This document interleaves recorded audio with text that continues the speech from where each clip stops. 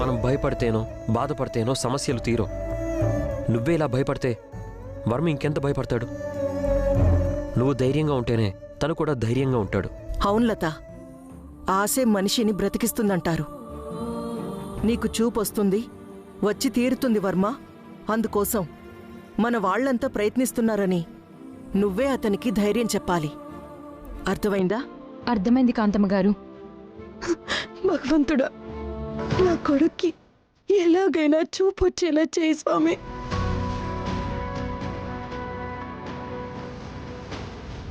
Sir, ఈ medicines తీసుకురండి. చిటి, మందులు తీసుకొని వస్తాను. ఇప్పుడు వస్తాను.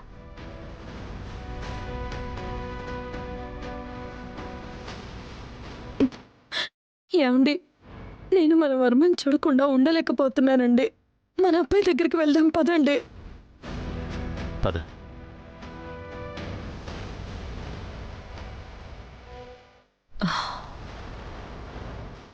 రామలత, కూర్చో.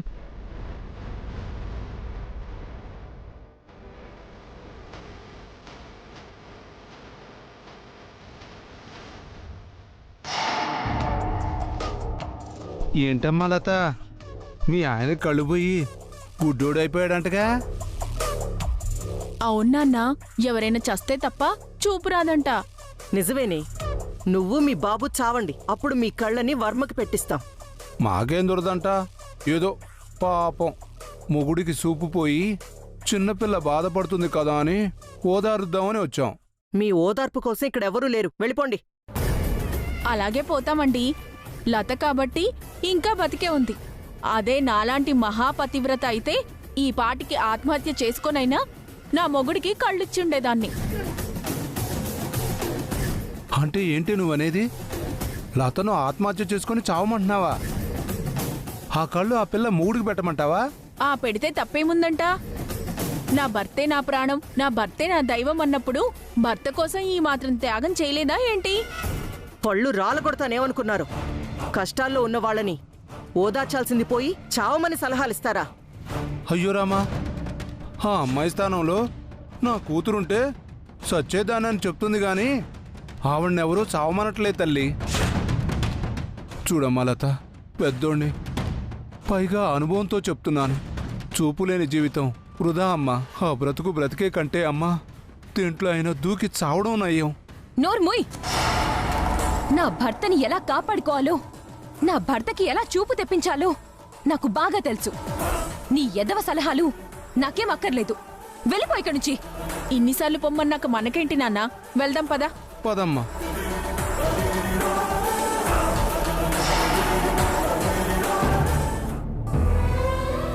లత, వాళ్ళ మాటల్ని నువ్వేం పట్టించుకోకు. రా, కూర్చో కూర్చో కూర్చో.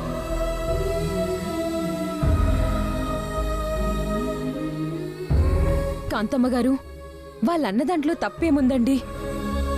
నేను పిరికిదాన్ని, స్వార్థపరురాల్ని కాబట్టి సరిపోయింది. లేదంటే చింతామణిలా చచ్చి నా భర్తకి కళ్ళిచ్చేదాన్ని. లత, ఇంకొకసారి ఆ మాట అన్నావంటే బాగోదు. వాళ్ళేదో పిచ్చివాగుడు వాగారని వాళ్ళ పిచ్చి మాటలు పట్టించుకుంటావా? అత్తా, ఏటైంది? ఏం లే చిట్టి, మందులిచ్చేశారా? ఇచ్చేసా వద్దా. లత, నువ్వు లోపలికెళ్ళి కాసంత ధైర్యం చెప్పు, సరేనా? అలాగే అక్క.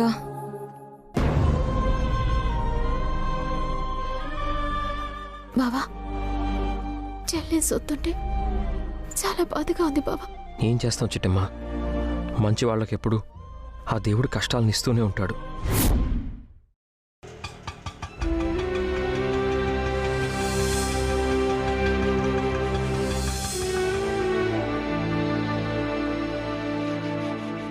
నీలు,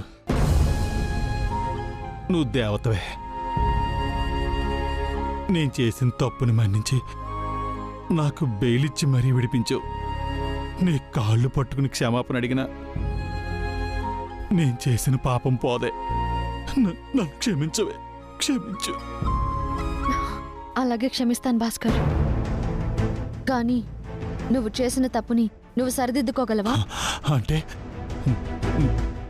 నాగమన్ని వదిలేమంటున్నావా? వదిలేయమంటాను. వదిలేస్తావా? పాపమే, అది అన్యాయం అయిపోద్దే. పాపమా అంటే నేను అన్యాయం అయిపోయినా పర్వాలేదా? నా జీవితం నాశనం అయిపోయినా పర్వాలేదా? కానీ నీ రెండో భార్య జీవితం మాత్రం అన్యాయం అయిపోకూడదు, నాశనం అయిపోకూడదు, అంతే కదా? అది కదే. ఇంకేం మాట్లాడకు భాస్కర్. నిన్ను క్షమించాలన్నా మన్నించాలన్నా మనిద్దరి మధ్య భార్యాభర్తల బంధం అనేది అసలు ఉండాలన్నా ఆ నాగమణి నువ్వు కట్టుకున్నప్పుడే మనిద్దరి మధ్య ఉన్న బంధం తెగిపోయింది. నువ్వు చేసిన తప్పుకి చిట్టమ్మ శిక్ష విధించిన నా బిడ్డ తండ్రి లేని వాడవుతాడు అన్న ఒకే ఒక్క కారణంతో జాలిపడి నీకు బెయిల్ ఇచ్చి విడిపించాను, అంతే తప్ప నీ మీద ప్రేమతో మాత్రం కాదు.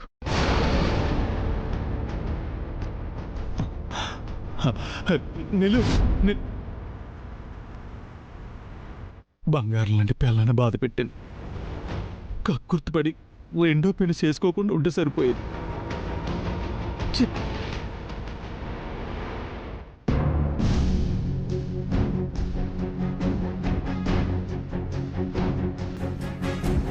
ఏయ్, నా బిడ్డకి నువ్వు పాలిస్తున్నావేంటి? ఇటివ్వు. బిడ్డ ఆకలితో ఏడుస్తుంటే ఇచ్చాను నీలంబరి. తప్పైతే క్షమించు. అయినా మనకి తెలుసు వాళ్ళ తల్లులు వేరని. కానీ పసివాడికి ఏం తెలుసు పరాయి తల్లి పాలు తాకూడదని. మీ నాన్న ఎలాగో ఈ నాగమని మాయలో పడ్డాడు, నువ్వు కూడా పడకే.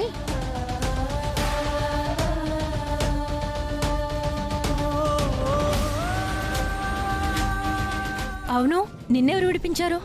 ఇంకెవరు ఏడిపింతారే? నీలంబరి ఏడిపించింది. నీతో తాళి కట్టించుకుని పచ్చని సంసారంలో నిన్నిప్పులు పోసాను భాస్కర్. ఒక అమాయకురాలు ఉసురు పోసుకున్నాను. ఆ పాపం ఇంతటితో పోదు, అనుభవించక తప్పదు.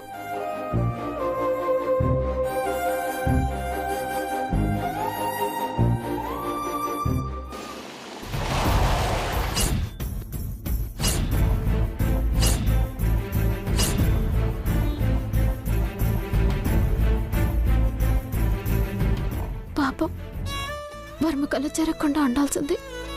తొందరలోని కళ్ళు దొరుకుతాయో లేదు, అసలు సూపొత్తుందో లేదు. చేసిన పాపాలు ఊరికే పోతాయా చిట్టి? లతని ఎన్ని బాధలు పెట్టారు, ఎంత టార్చర్ చేశారు, దానికి ప్రతిఫలం అనుభవిస్తున్నారు. ఆడదాని ఉసురు ఊరికే పోతుందా? దాని ఉసురు తగిలే కళ్ళు పోయినట్టున్నాయి. కాంతమత్త, కళ్ళు పోయింది వర్మకే గాని కన్నీళ్ళెట్టుకుంది నా చెల్లెలు. అది పుట్టిన దగ్గర నుంచి కష్టాలు కన్నీళ్ళే తప్ప సుఖపడిన రాతే లేదు. ఆ దేవుడికి ఇప్పటికైనా దయగలిగి వాళ్ళ జీవితాన్ని చక్కదిద్దగలిగితే అంతే చాలు. పచ్చిటి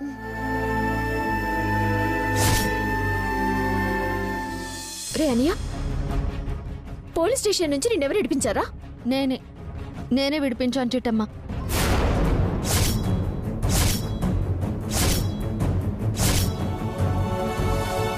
నువ్వెందుకు విడిపించావు వదినా?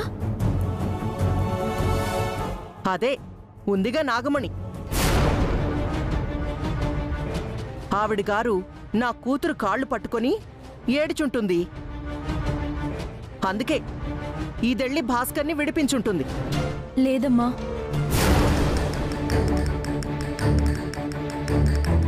ఆయన్ని విడిపించమని నేను అడగలేదు. నీలంబరి గారే స్వయంగా వెళ్ళి విడిపించారు.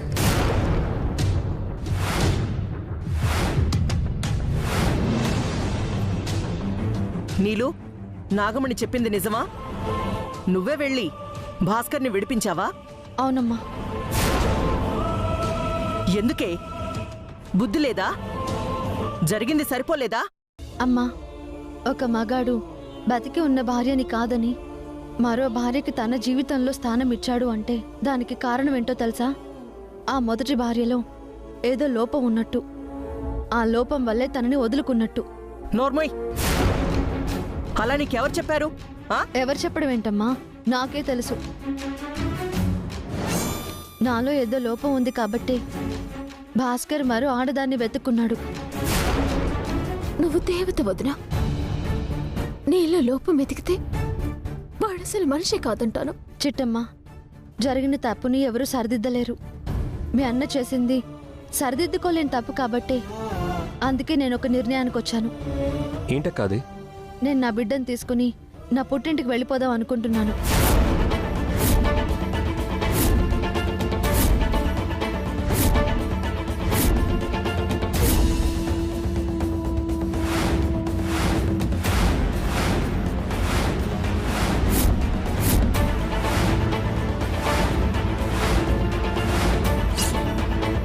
ఏం మాట్లాడుతున్నావు అక్క? పుట్టింటికి వెళ్ళిపోయి ఏం చేస్తావు? తమ్ముడు, ఇది నా జీవితం రా. నేను పడుతున్న బాధ ఏంటో నాకు మాత్రమే తెలుసు. దయచేసి నా నిర్ణయాన్ని నన్ను తీసుకొనివ్వండి. అది కాదు వదినా. చూడు చిట్టమ్మా, ఇది సినిమా కాదు. ఒక భర్తతో ఇద్దరు భార్యలు కలిసి జీవించడానికి జీవితం. కాకపోతే నా భర్త మరో ఆడదానితో సంతోషంగా కలిసి తిరుగుతుంటే చూసి తట్టుకోగల మంచి మనసు నాకు లేదు. అందుకే నా బిడ్డను తీసుకుని నా పుట్టింటికి వెళ్ళిపోదాం అనుకుంటున్నా. మీ అన్నయ్యని తన రెండో భార్యతో సంతోషంగా ఉండమను. ఒరే దుర్మార్గుడా, ఎంత పనిచేశావురా! నా కూతురి జీవితాన్ని నిలువున నాశనం చేశావు కదరా!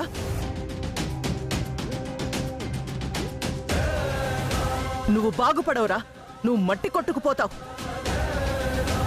నా కూతురి ఉసురు తగిలి సర్వనాశనం అయిపోతావు.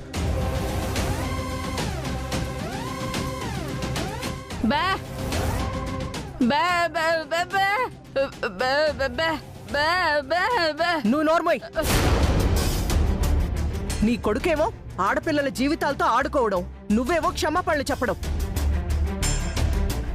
నేను ఒకప్పటి కాంతమ్మని కాదు కాబట్టి బతికిపోయారు. లేదంటేనా ఈ పాటికి దీన్ని వాణ్ణి చంపి పాతేసుండేదాన్ని. చూసావా నాగమణి, ఇదంతా నీ వల్లే జరిగింది. నీ స్వార్థం కోసమే జరిగింది. నీ వల్ల ఒక నిండు సంసారం ముక్కలైపోతుంది. మా వదిన జీవితం సర్వనాశనం అయిపోయింది. ఇప్పుడు నీకు సంతోషమేనా?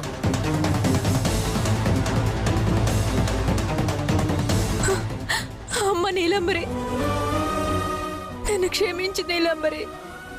నేను చేయరని తప్పు చేశాను, మహాపాపం చేశాను.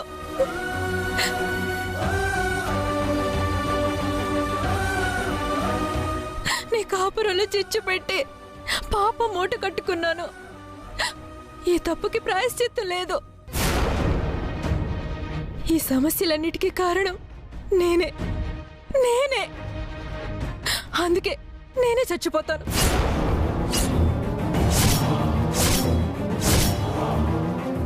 మీరెప్పట్లాగే కలిసి ఉండండి, సంతోషంగా బ్రతకండి. నాగమణి, నాగమణి, నాగమణి, ఆగు! నాగమణి! ఏయ్, నాగమణి! నాగమణి, ఒక్క నిమిషం. నాగమణి! ఏ నాగమణి, తలుపు తీవే.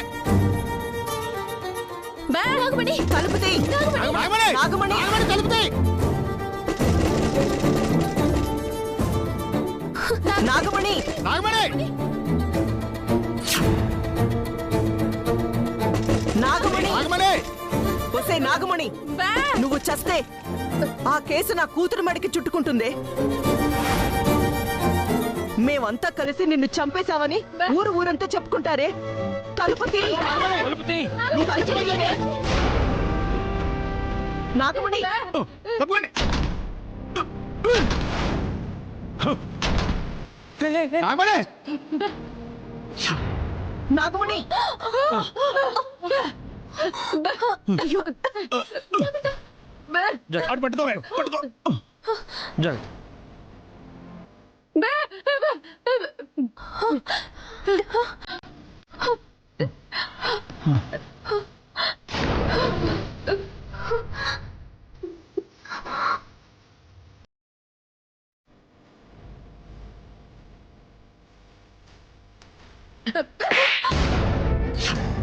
అమ్మా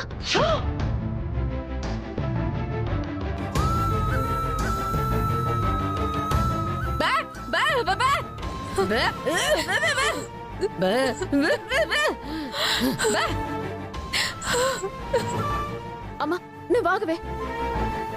నాగమణి, నువ్వు చేస్తే ఈ సమస్యకి పరిష్కారం దొరుకుతుంది అనుకుంటున్నావా? అదేం చావదు చిట్టి. దాని మీద సానుభూతి రావడం కోసం యదవ నాటకాలు ఆడుతుంది.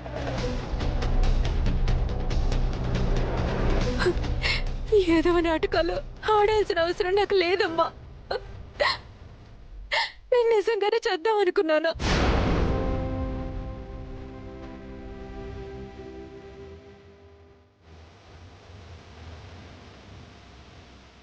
చచ్చి ఏం సాధిస్తావు నాగమణి? ఏమి సాధించకపోవచ్చు, కనీసం అన్యాయం అయిపోయిన మీ జీవితానికి న్యాయం చేయొచ్చు కదమ్మా.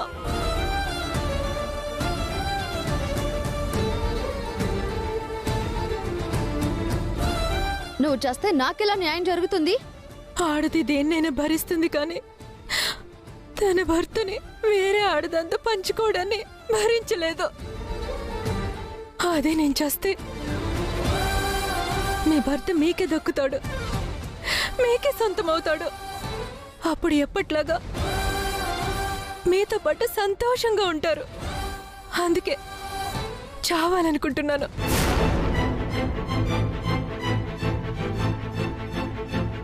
ఇప్పటిదాకా ఈ సమస్యకి పరిష్కారం లేదేమో అనుకున్నాను.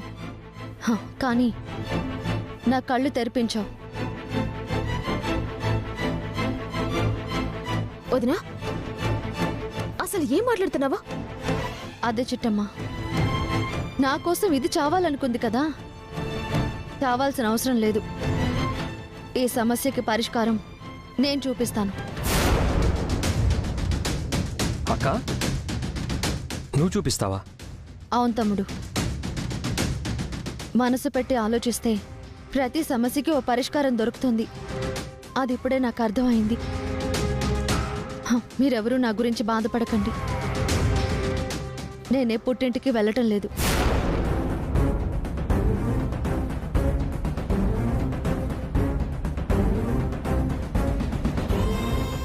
నా భర్తతో నేను ఇక్కడే ఉంటున్నాను.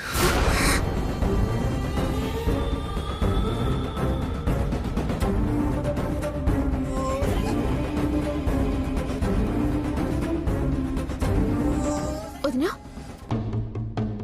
నువ్వు చెప్పేది నిజమేనా? అవును చిట్టమ్మా, నేనెందుకు నా పుట్టింటికి వెళ్ళాలి? నా భర్తతో ఇక్కడే ఉంటాను. నా బిడ్డతో కలిసే ఉంటాను. చాలా సంతోషంగా ఉందక్క. నువ్వు ఇంత ధైర్యంగా మాట్లాడతావని నేను అస్సలు అనుకోలేదు. అవును నీలు, నువ్వు నన్ను క్షమింతావని నేను అస్సలు అనుకోలేదు.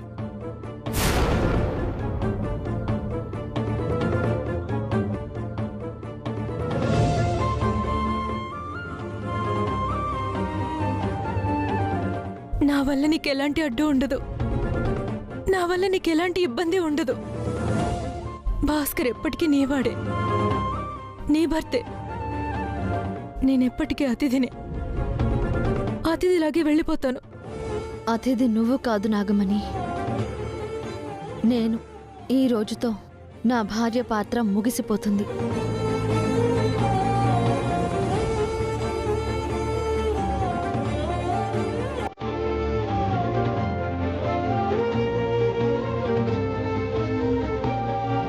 అసలు ఇదెప్పుడు ఎలా ప్రవర్తిస్తుందో ఎవ్వరికీ అర్థం కాదు.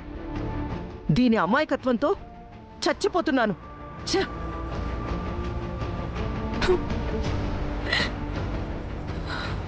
బా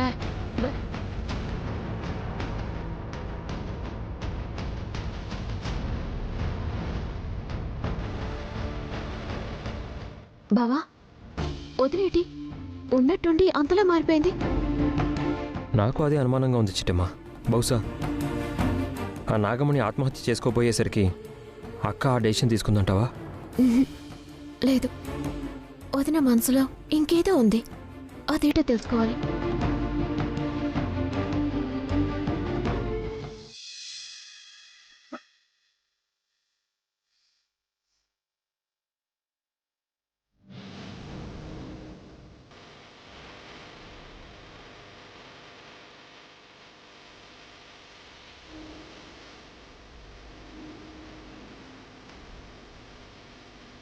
వర్మ, ఈ జ్యూస్ తాగు.